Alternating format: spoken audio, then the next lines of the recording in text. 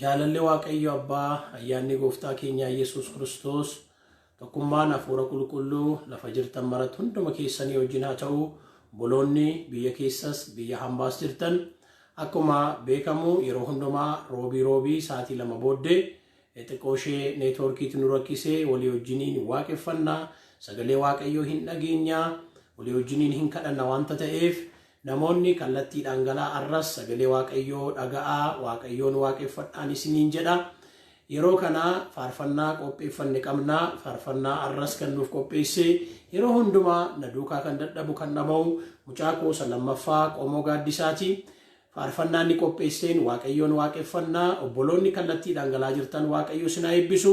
Wariif sheer godhaa Waaqayyo sinaa eebbisu. Mee faarfannaa kanaan Waaqayyoon waaqeffannee dubbii Waaqayyoo wajjin dhageenya.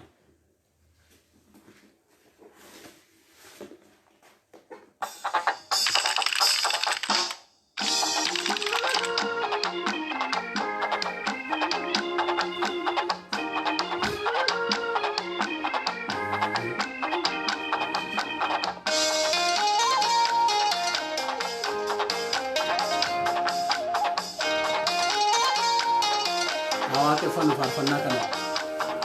Eeffatanii baruu gaarummaa mana kee keessa jiraatanii argeera gooftaa koo marga kee jalatti miidhamne banii. Ameen, ameen, ameen. Eeffatanii baruu gaarummaa mana kee keessa jiraatanii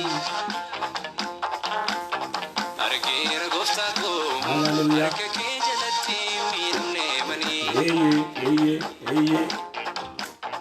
Na dabarsiteetta natti dadhabdeetu baroota rakkisa. Ameen. Humna sin nafsiisu anarraatii qabdaan gatii guddisa. Gooftaa koo. Na dabarsiteetta natti dadhabdeetu baroota rakkisa. Humna sin nafsiisu anarraatii qabdaan gatii guddisa.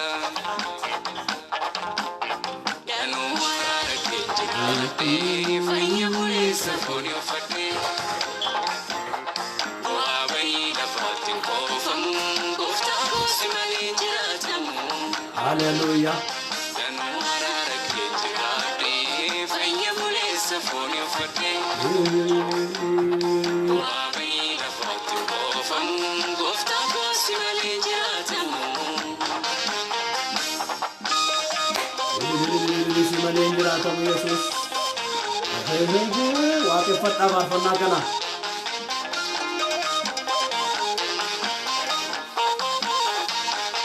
Seenaa koo kaleessa of duuba deebi'ee yommuutti yaadadhu beeka bulleen ture itti gargaaramee wanta ni abdadhu. Haalaaf kaayyoo guddaa na tarkaanfachiiftee karaa mucucaatu. Olchuun kee sirriidha utubaa naaf sooftee hirkannaa jabaatu. Mannaa bakoolla wal qabsiise of dhabeetuun jiru hallureeni iddoo malee taa'uuf ilaalladhe deemsa gaaraaf dachaa dadhabeeni.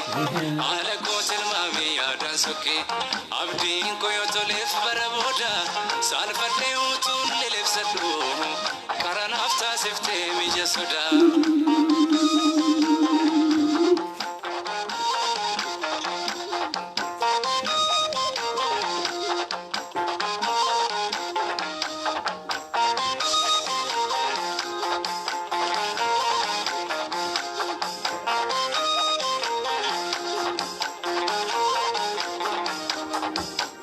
Ansi malee hormannaalu qalbiin banneessi wajjin horadhee garaan koo itti gammadu qalbiin banneessi wajjin dhaabbadhee qallansoo koo si tambisee ifee jira marra fuula kootu harka gootee ittiin eebbiftee. Yaa galata. Anduruma garaan koo dheebatu.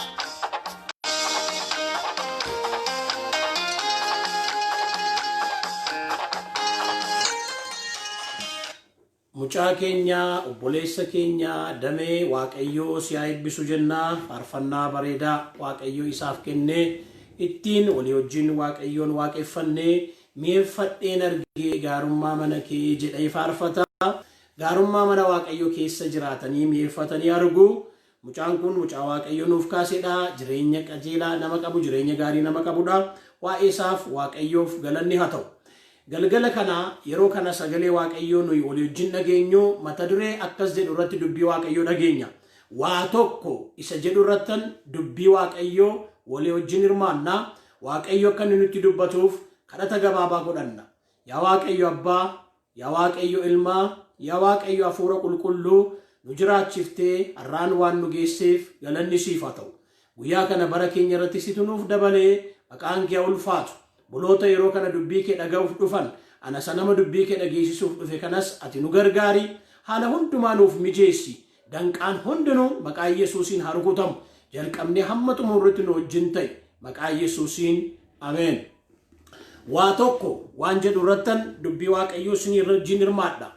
Namni jireenya isaa keessatti amma jiraatutti waan baay'ee argachuu barbaada. Waan baay'ee argachuu hawwa. Isa hawwu sana isa barbaadu sana argachuudhaaf namni hin dhama'a, hin tattaafata, baay'ee dadhaba.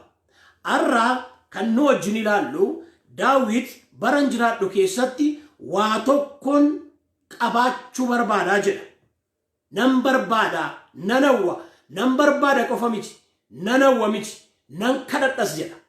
Wanta barbaannu argachuudhaaf kadhachuun dirqama. Kiristaanoon nan kadhadhasii jedha. Innis maa inni yoo jettan wanta inni hawwu bara jiraatu keessatti, bara isaa keessatti wanta inni hawwu namni waan baay'ee hawwuu danda'a, waan baay'ee barbaachuu danda'a, iddoo baay'ee hawwu, iddoo baay'ee fedhu hawwuu danda'a. Daawit garuu akkas jedha, mana waaqayyoo keessa jiraachuun fedha jedha. Waaqayyoo wajjin jiraachuu, mana waaqayyoo keessa jiraachuu. Inni akkas jedha.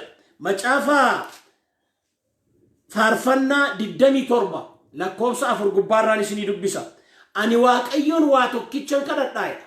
Galanni waaqayyoof haa ta'u. Waa tokkichan kadhadhaa. Waa tokko kuni wanta hundumaa of keessatti hammatee jira. Wanta hundumaa of keessatti qabatee jira. Wanta hundumaa akka paakeejii wayiiti jechuudha. Ani waaqayyoon waa tokkichan kadhadhaa. Isas argachuu nan barbaada. Innis bara jireenya koo hundumaa mana waaqayyoo keessa jiraachuu. Galanni waaqayyoof haa ta'u. Gaarummaa waaqayyo hojjetu laalu mana qulqullummaa keessatti isa yaadachuu jedha. Ani waaqayyoon waa tokkichan kadhadha. Isas argachuu nan fedha. Innis bara jireenya koo hundumaa. Ulfinni waaqayyoof haa ta'u. Kadhata Daawit, hawwii Daawit, fedha Daawit, barbaachi Daawit, kadhanni isaa tokkoof tokko. Innis maa inni barasaa hundumaa waaqayyo wajjin fixu, waaqayyo wajjin xumuru, waaqayyo wajjin dabarsu. Namni lafa barbaade lafa baay'ee dhaquu nawwa, lafa baay'ee dhaquu fedha, waan baay'ee argachuu barbaada. Nama kana garuu wanti isa mararu, wanti isatti tolu waaqayyo wajjin jiraachuudha. Tokkoffaa maaliifidha Daawit kadhannaa kana kan inni kadhatuuf? Maaliif kadhannaa kana kadhata? Waa tokkoon isin eebbisa, afaan korra waa dhufeera. Waaqayyo barri kee mana waaqayyo keessatti siif haa xumuramu. Ameen jedhii fudhadhu. Barri kee inni kana booddee obboleessa nana, obboleettii nana, ana dabalatee karaa garagaraa dubbii kana dhaga'aa kan jirtan barri keessan mana waaqayyo keessatti isiniif haa xumuramu. Maqaan isaa ulfaatu. Bara kee biyyi lafaa nyaatiin, hojiin foonii nyaatiin, hojiin seexanaa nyaatiin barri kee waaqayyoof haa ta'u. Maaliifidha Daawiti mana waaqayyo keessa jiraachuu kan inni kadhateef? Bu'aa mana waaqayyo keessa jiraachuu, waaqayyo wajjin jiraachuu nama sirriitti galeefidha Daawit. Beeka bu'aan mana waaqayyo keessa jiraachuu maal akka ta'e. Bu'aan waaqayyo wajjin jiraachuu, waaqayyo wajjin bara ofii xumuruu maal akka ta'e beeka. Seenaan Daawit beekamaadha. Waama isin beektan isin yaadachiisa. Daawit tikeedha. Hoolaa tiksa. achi ba'ee qofaasa olaa tiksa. Daawit mucaa dhumaati. Mucaa mana baasaa keessaa mucaa dhumaati. Yeroo Saamu'eel nama dibuudhaaf mana Isseey dhufee abbaansaa Eliyaafaa dhiyeesse. Sammuu abbaasaa keessa iyyuu hin jiru ture. Garuu sammuu Waaqayyo keessa jira. Maqaan isaa ulfaatu. Waaqayyo nama barbaade diba. Waaqayyo nama barbaade kaafata. Waaqayyo mucaa sin diba. Waaqayyo daa'ima sin diba. Waaqayyo beekaa sin diba. Waaqayyo ogeessa sin diba. Waaqayyo namuma jaallate barbaada. Daawit kun egaa abbaan isaa akkasittiin jedhe tokko jirti. Mucaa isa dhumaati. Daawit kanarraa garuu Waaqayyo akeeka qaba. Hello, akeekni Waaqayyo sirratti qabu baroota keessatti wanti isa danqu hin jiru. Egaan nama tika kana mucaa kanati Waaqayyo lafa tikaatti lola barsiisa ta'u. Galanni Waaqayyoof haa ta'u. Mucaa kanati tikee kanati lafanni oolaa abbaasaa tiksutti yommuu ba'uudhaan dhufu, yommuu amaakkiti dhufu, yommuu leenci dhufu liqimsituu ishee qabe. Hallelujah. Liqimsituu ishee qabee oolota abbaasaa harkaa buufata ture. Waaqayyotu achi isa baasee lola isa barsiisa. Yeroo tokko Waaqayyo yommuu yaada namarraa qabu achi nama baafata. Maatii keessaa abbaa faadharraa firarraa hiriyyaarraa achi nama baasa. Waaqayyo yommuu qophaatti achi isin baasu hin gungumiinaa hin gaddiinaa. Maaliif jettanii naarinaa? Tarii Waaqayyo muudama isiniif kennee ayyaana isiniif kenneetu waa isin shaakalchiifatee achi as isin baafachuu barbaada ta'a. Mucaa kana Waaqayyotu achi isa baafateetu lola isa barsiisa ture. Lammaffaa mucaa kana Waaqayyo lafa tikaatti hin guddifata ture. Daawit irratti invest kan godhu eenyu miti Waaqayyoodha. Lafa tikaatti hin guddifata ture. Akkasa malli Waaqayyo achi nama baase nama guddifata. Maqaan isaa eebbifama. Achi nama baase nama guddifata. Qophaadhaan jedhin lafa onaa keessan jira jedhin Waaqayyo si guddifachaa jira. Gaaf tokko si mul'isa waltajjii irratti saba baay'eetti firaaf alagaatu si arga. Sadaffaa Waaqayyo Daawitiin Waaqayyo lafa tikaa sanaa dhufee isa fudhate. Guddisee nama dhiisu Waaqayyo dhufee nama fudhatees nama mul'isa. Akkas jedha macaafa Saamu'eel isa lammaffaa boqonnaa 7 lakkoofsa 8. Waaqayyo gooftaan maccaa ati saba koo Israa'elin akka geggeessituuf utuuti oolaa eegduun lafa tikaatii si fudhadheedha. Galanni isaaf haa ta'u. Waaqayyo lafa tikaatii nama fudhatees mootii nama gochuu beeka. Lafa tikaatii nama fudhatees geggeessaa biyyaa nama gochuu beeka. Lafa tikaatiis nama fuudhees geggeessaa saba isaa nama gochuu beeka. Ituuti oolaa abbaa kee tiksituuni lafa tikaatii si fudhadhe ittiin jedhe Waaqayyo achi isa fudhate. Kana duwwaa miti Waaqayyo Daawitiif maal godhe? Gooliyaad guddicha ittiin galagashe. Isa Israa'eelota hundumaa mootii kaasee amma loltuu isa gajjallaa jirutti hondheen isaanii akka gagaa akka inni baqu godhe. Gooliyaad isa guddicha isa namni itti ba'u dadhabe. Isa namni itti ba'u dhibetti Daawit ishee gola keessatti, ishee kophaatti, ishee lafa tikaatti abbaan sammuu abbaa keessan jiratti achi as ba'eetu Gooliyaadiin galagashe. Hallelujah. Elaa gala kana nan jedha Waaqayyo Gooliyaadiin si dura haa galagashu. Gooliyaadii kee, Gooliyaadii saba kee isa dura kee dhaabatee jiru furuursaa masirka jiruun si dura haa galagashu. Waaqayyotu Gooliyaadiin ittiin galagashe isa biyya dhiphise. Waaqayyotu Daawit kana Israa'el irratti saba isaa irratti mootii godhe. Mootii godhe. Nama dinqa. Waaqayyo tiksee fuudhee nama tiksee fuudhee nama yaada namaa keessa hin jirre fuudhee teessoo irra teessisuu danda'a. Galanni isaaf haa ta'u. Iddoo guddaadhaan ga'uu danda'a. Jabaadhu. Waaqayyo iddoo guddaan nama ga'uu danda'a. Nama kana Waaqayyooti iddoo guddaan kee. Kana beekaga bu'aan Waaqayyo wajjin jiraachuu beeka.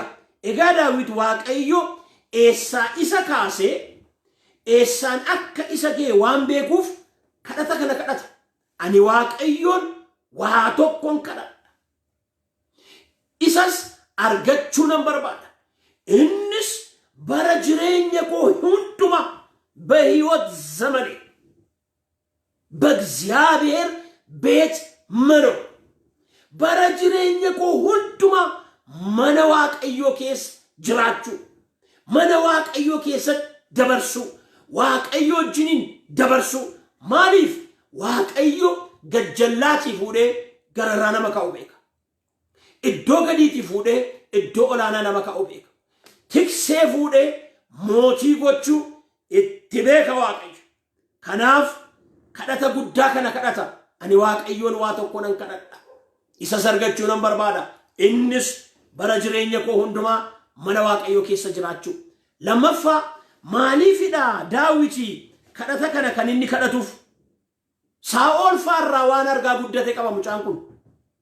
Saa'ol faarraa waan argaa guddate qaba. Rakkinni keenya inni guddaan wayirraa waan baru, wanta darberraa waan baru, warra na dura jiran irraa waan baru. Kanaaf rakkinuma keessa deddeebina, badiima keessa deddeebina. Isuma namoonni kanaan dura godhan goona. Daawit Saa'ol irraa waan baraa guddate qaba. Saa'ol ilma xinnaa ture. Saa'ol nama arree barbaadu ture. Saa'ol Waaqayyotu mootii isa godhe. Saa'oliin Waaqayyotu diinota naannoo isaa jiran irratti moo'icha kenneef. Macaafa Saamu'eel isa duraa boqonnaa 9 lakkoofsa 18 kaaftanii yommuu ilaaltan hin argattu. Innoo dhimma isaa harree barbaacha ba'e. Waaqayyo garuu isa barbaada ture. Waaqayyo kaleensumtii Saamu'eelitti waa'ee kanaa mul'ise. Boo'ichi saba kootii waan na bira ga'eef ani gara isaanii ilaalee, kanaaf bor yeroo akkasii namni tokko Beniyaam keessaa gara keen dhufa. Ati isan dibda, inni immoo Israa'eliin hin gaggeessa, harka Filisxeemotaas in oolchaa jedhe. Saamu'eel yeroo Saa'olin argetti Waaqayyo ilaa namichi innan waa'ee isaa dubbadhe sun isa kana. Ani saba koo irratti, inni saba koo irratti mo'a jedhee Saamu'eelitti hime. Saa'ol yommus karaa kellaa keessaa Saamu'eelitti dhiyaatee adaraa manni ilaaltuu eessa akka ta'e natti himi jedheen gaafate. Saamu'eel immoo deebisee ilaaltichaan, ani gara iddoo ol ka'aa kanatti si dura oolan ba'a. Har'a anaa wajjin nyaatan nyaattu. Wanta ati yaada kee keessaa qabdu hundumaa sittin hima. Bor ganama ati akka ati deemtu nan godha. Harroonni guyyaa 3 dura fuula dura badan turan argamaniiru. Hin yaadda'ini. Israa'el siif sanyii abbaa keetii malee eenyuun barbaadu ree? Saa'ol harree barbaada. Israa'el mootii barbaada. Waaqayyo immoo Saa'olin barbaada. Isaan kanatu walitti ba'eega. Inni harree badde barbaada. Israa'el mootii barbaada. Waaqayyo immoo nama saba isaa irratti mo'uu barbaada. Hin argate. Kaleessumti Saamu'eelitti dubbate. Yommuu inni gara Saamu'eel dhufu akkasittiin jedhe Waaqayyo, ilaa innan kaleessa sitti hime isa kana naa deebi'e. Isa booddee akkasittiin jedheen, akkasittiin jedhe, harroonni guyyaa 3 dura argamaniiru. Israa'eloonni sanyii kee eenyuun barbaadu ree jedheen. Yommuu inni akkas jedhu Saa'ol immoo deebisee, ani gosoota Israa'el keessaa gosa Beniyaam isa xinnaa keessaa mitiire. Ani Beniyaam keessaa moo qomoo abbaa kootiin dumaara xinnaadha miriire. Maaliif waan akkasii anatti dubbattaa? Naan ta'u iddoon kun, naan malu iddoon kun, anaaf hin ta'u iddoon kun. Ani ilma xinnaadha. Beniyaam keessaa ni xinnaadha. Qomoo abbaa koo keessaa ni xinnaadha. Maaliif waan akkasii natti dubbattaa? Waaqayyootu si barbaade. Haa ta'u iyyuu malee Saa'ol erga Waaqayyo mirga isaaf kenne, erga Waaqayyo mo'icha isaaf kenne, erga Waaqayyo ittiin dhimma ba'ee waan Waaqayyo godhi ittiin jedhen goone. Boqonnaa 15 dhaxxanii yommuu ilaaltanii akkas jedheen Waaqayyo, Amaaleeqota hundumaa balleessii ittiin jedhe. rukutii balleessi Amaaleqota horii hundumaa rukutii balleessi ittiin jedhe. Saa'ol garuu sanangooni lakkoofsa 10 kaasee nan dubbisa baay'ee nama gaddisiisa. Kana booddee dubbii Waaqayyo gara Saamu'eel dhufe. Saa'ol na duukaa bu'uu dhiisee rakkeedha. Saa'ol na duukaa bu'uu dhiisee deebi'eera. Inni akka dubbii kootu waan hin raawwatiniif ani isa moosisuu kootiif nan gaddee jedhe. Saamu'eel dubbii kanaaf gaddee halkan sana guutuu Waaqayyotti niyye. Akkeedhe Waaqayyo Saa'ol na duukaa bu'uu dhiisee deebi'eera. Dubbii koorraa deebi'eera. Jecha koorraa deebi'eera. Waan ani isa abboomerraa deebi'eera. Ani isa mootii gochuu kooti nan gadde. Nan gaddeedhe Waaqayyo. Saamu'eelis kana yommuu dhagee halkan guutuu bu'aa bule. Inni de Waaqayyo. Borumtaas Saamu'eel gara bariidhaan ka'ee Saa'ol gara mandara Qarmeliyoos dhufanii ulfina isaatiif amma yaadamutti deebi'ee Gilgilaa dhaquu nagaan. Kanaaf Saamu'eel achitti Saa'oliin dhaqee Saa'ol Waaqayyo si haa eebbisu jedhee itti fufees ani wanta ati na abboomte hundumaa raawwadheeraa jedhe. Goyoomsuu barbaada nama Waaqayyo. Saamu'eel garuu sagalee bushaayeef sagaleen ani dhaga'u kun immoo maali ree jedhe. Saa'ol immoo namootatu bushaayeef saawwan gaggaarii isa mararan Waaqayyo gooftaaf aarsaa dhiyeessuuf biyya Amaaleqotaatti fide jedhe. Saamu'eel kanarratti Saa'oliin mee afachu waan Waaqayyo edaanatti dubbate sitti hima jedheen. Innis natti himi jedhe. Saamu'eel yommuu Saa'oliin geggeessituu gosa Israa'el utuu hin ta'in dura ati ofii keetii xinnaatti ofin ilaalta turte mitiire. Waaqayyo garuu si dibee Israa'el irratti si moosise. Ituu geggeessaa hin ta'in dura, ituu gara muudamaatti hin dhufin dura, ituu barcuma hin argatiin dura, ituu mootii hin ta'in dura ati akka ilma xinnaatti of ilaaltan turre. Waaqayyo of hin abboomamtan turre. Waaqayyoon hin dhageessan turre. Amma garuu jedheen ani dhaqiitii Amaaleqota cubbuu isaanii raawwadhee balleesse amma isaan dhumanitti isaan waraan isiin hin jenne. Egaa maaliif dubbii Waaqayyo dhaga'uu diddee boojuu irratti lafa dhoofte? Waaqayyo duratti waan hamaa hojjette ree? Saamu'eel immoo ani dubbii Waaqayyo dhaga'ee gara ati na ergite dhaqeera. Amaaleqotas balleesseera jedhe. Maaliif dubbii Waaqayyo dhaga'uu didde? Isuma kaleessa moosise arra tuffate Waaqayyo. Kana argaa guddate egaa.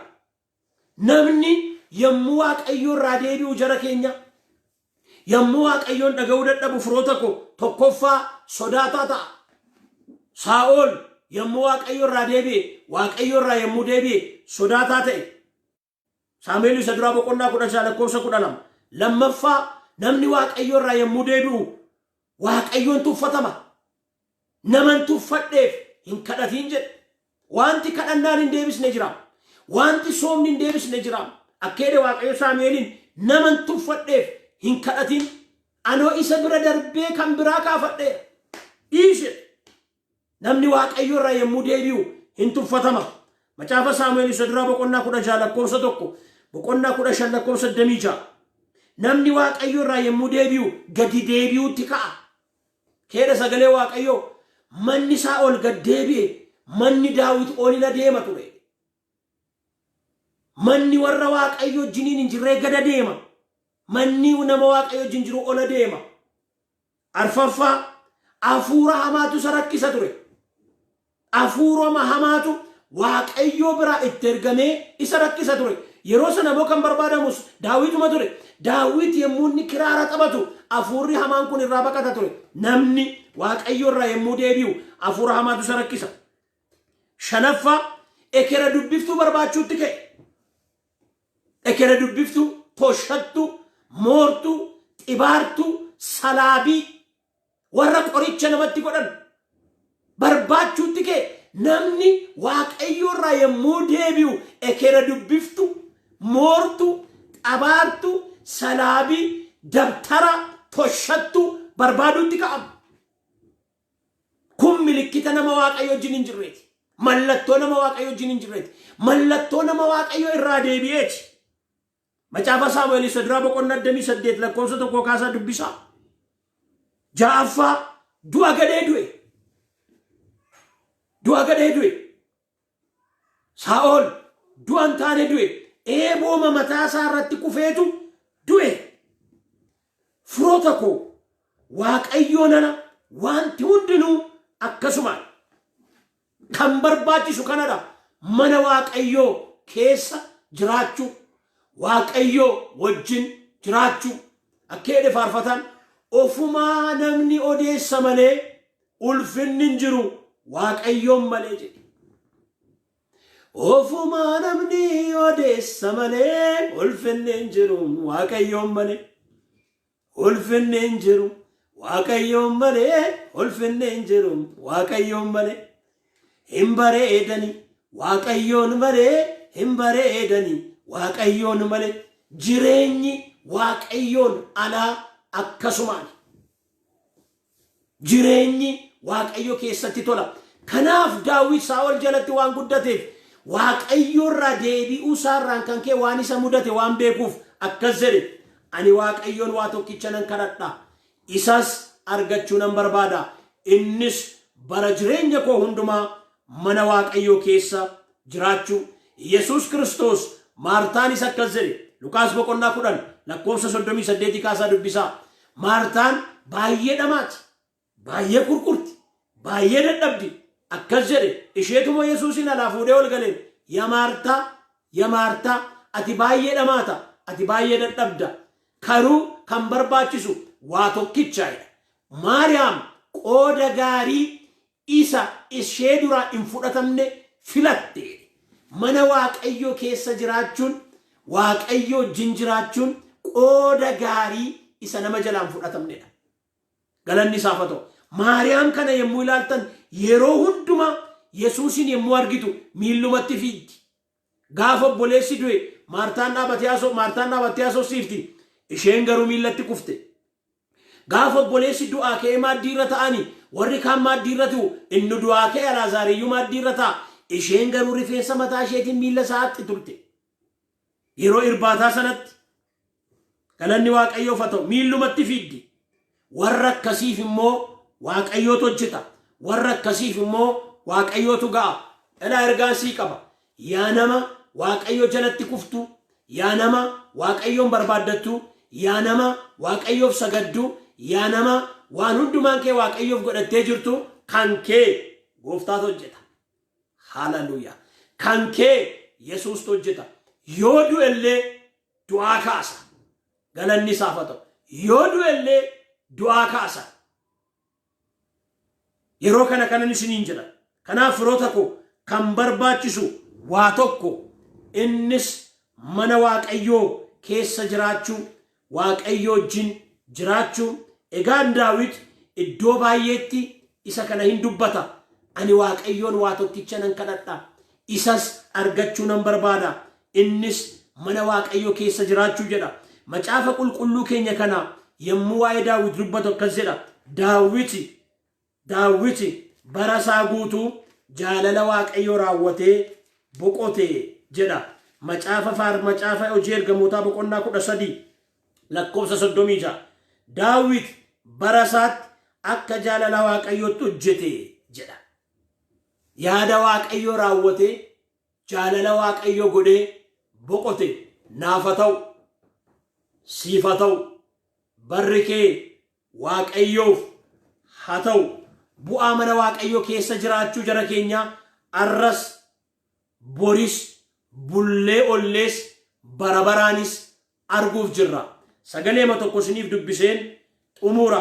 Dubbiin galgala kana isiniif qabadhee dhufe macaafa Ximootiyoos isa duraa boqonnaa 4.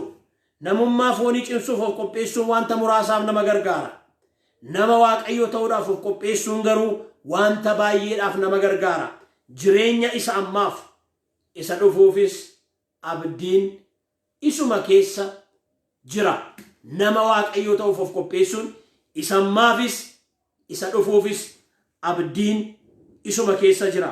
Waa tokko innis mana waaqayyoo keessa jiraachuu waaqayyo waaqarraa isinaa eebbisu namoonni kallattiidhaan galtanii dubbii waaqayyo dhageessan galgala kana waaqayyo akkas nuun jedhe na wajjin jiraadhu na faana jiraadhu anuma sii wayyaa nuun jedhe waaqayyo isinaa eebbisu yeroo dheeraadhaaf karaa peejii kanaa walii wajjin sagalee waaqayyo dhaga'aa turre arraa kaasee immoo waa tokko akkasiin na hubattanan barbaada waaqayyo jaalala isaa taanaan yuutuubii mataa kootii banadheera isa immoo luba gaaddisaa Xilaahun Ciibsaa jettanii galtanii argachuu dandeessu kana booddee kallattiidhaan karaa yuutuubii kootii wal arginaa yuutuubii kanaa liinkii isaa share waliif godhaa yuutuubii kanaa subscribe godhaa like godhaa comment godhaa luba gaaddisaa Xilaahun jettanii galtanii na argattu kana booddee karaa yuutuubii kanaa kallattiidhaan wal arginaa amma ammaatti obboloonni walii wajjiniin peejii kanarra turre waaqayyo isinaa eebbisu ulfina argadhaa ammas yuutuubii kanaa subscribe godhaa like godhaa share godhaa obboloota keessan bira akka ga'u godhaa waaqayyo guddaa isinaa eebbisu waaqayyoon kadhannee sagantaa keenya xumurra waaqayyo abbaa keenya abbaa gooftaa keenya Yesuus galanni siif haa ta'u yeroo kana immoo sagalee kee waan nu ergiteef maqaan kee ulfaatu ilaa namoota yeroo kana yaa gooftaa sagalee kee dhaga'aa jiran kanaaf ofii koofsiin kadhadhaa bara jiraannu hundumaa mana kee keessatti akka xumurruuf ayyaanni kee nu haa gargaaru hafuurri kee nu haa gargaaru harki kee qabee amma dhumaatti nu haa dhaabu yaa waaqayyo dhuma Daawitiin akka bareechite dhuma obboleettii koo dhuma obboleessa koo dhuma koo ati naaf bareechi wanti guddaan ka'uu miti ga'uudha malee wanti guddaan jalqabuu miti xumuruudha malee xumurri hunduma keenya fannoo kee jalatti miilla kee jalatti mana kee keessatti nuuf haa ta'u warra yaa waaqayyo sitti of laatan kanaaf warra yaa waaqayyo jireenya isaanii siif laatan kanaaf yeroo kanaa kaasee harki kee hojii isaanii hojjetuuf dhimma isaanii haraawwatuuf yaa waaqayyo sin kadhadha warra akkasiif nata hojjetaa itti maqaa gooftaa maqaa Yesuusiin mee kadhata kanan kadhadha maqaa gooftaa maqaa Yesuus Kiristoosiin dhimmi nama kanaa siin hawwatamu gaaffiin nama kanaa siin hadeedu maqaa gooftaa maqaa Yesuus Kiristoosiin dhimmi nama kanaa siin kan hojjetame haa ta'u namoota dubbii kee dhaga'an kanaaf yaa waaqayyo waan haaraa godhi waan dinqii godhi waan addaa godhi waan hundumaa caalaa moo bara isaanii hundumaa mana kee keessatti haa xumuran haa dabarsan anaafis ijoollee koofis maatii koofis firoota koofis saba koo hundumaaf haa ta'u dubbii dhageenyeef ulfaadhu maqaan kee haa eebbifamu waaqayyo sinaa eebbisu ammas irra deebi'een isiniin jedhaa kana booddee yuutuubii luba gaaddisaa Xilaahun Ciibsaa jettaniin argattu subscribe godhaa share godhaa like godhaa comment godhaa isinan jaalladhaa naaf kadhadhaa isiniifan kadhadhaa kallattiidhaan karaa sana wal arginaa akka lubaattan eebba isin eebbisaa eebba kanaa garaa keessaniin harka keessan gara waaqayyootti ol fudhadhaa eebbasaa fudhadhaa waaqayyo isinaa eebbisu isinaa eegu waaqayyo fuula isaa isiniif ibsu isinitti araaramu waaqayyo fuula isaa gara keessanitti deebisu nagaa isaas isiniif kennu maqaa abbaatti kan ilmaatti kan hafuura qulqulluu waaqayyo tokkoon ameen eebbifamaa